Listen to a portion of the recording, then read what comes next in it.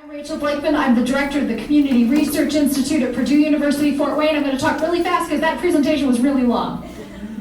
Okay, first answer here, you're going to be like, what's the data on local wealth? Zip, zero, nothing. I don't know about your house, don't know about your money, don't know how you're growing it, don't know how many cars you have, don't know how beautiful that house is. So what I'm doing here, let me slow down for a moment, is I'm going to put forward 3 wealth building assumptions. So, more education creates higher incomes on a population level. So you probably know somebody who has a bachelor's degree and works at a grocery store.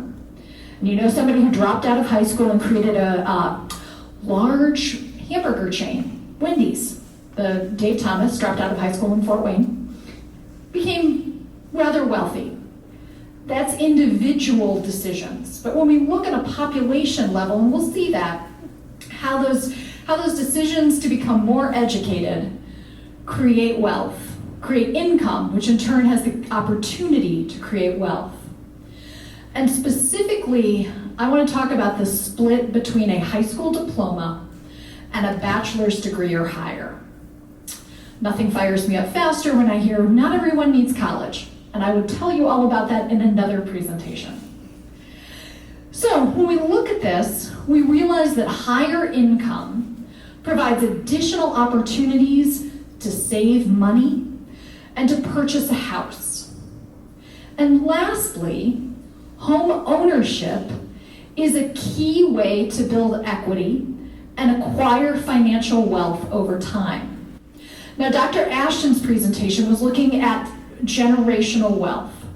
That's not part of my conversation today, so I'm glad he had the opportunity to cover it with you. But let's take a look at, so these are the assumptions. So we're going to take a look at numbers from the state, the nation, and Allen County, and I've split it out by race and ethnicity. Populations in Allen County are markedly different in their numbers than that with the state and the nation. And it's largely due to our Burmese population who have arrived here as refugees, and so you're going to see an Asian distinction throughout, so that's kind of one to watch.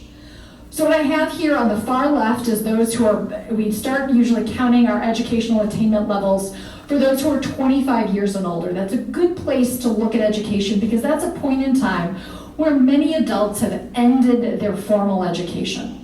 I got my law degree when I was 36, so I did not end mine by the age of 25, but it's a good point to start.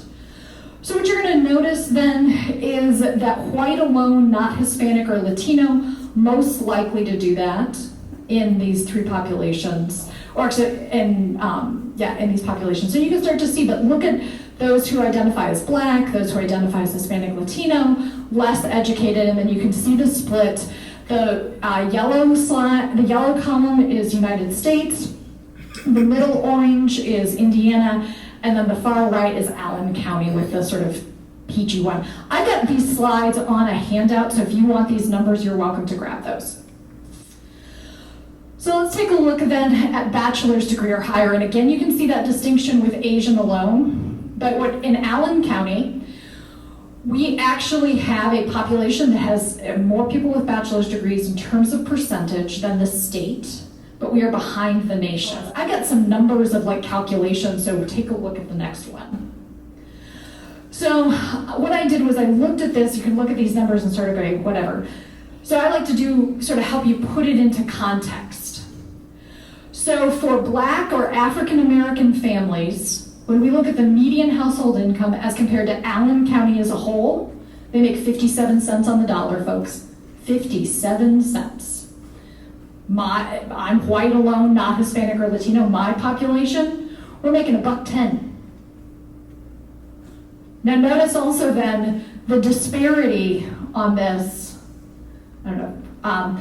So notice that nationally, Black families, Black households are making 67 cents on the dollar. Once again, living in Indiana, disadvantaged. Living in Allen County, more disadvantaged. So then we want to take a look at poverty. That's kind of a nice threshold of helping us to understand that. I actually did a presentation with United Way, and I asked a question purposely to trip people up, and they fell for it. So the actual population with the most number of people who are in poverty in Allen County, white folks.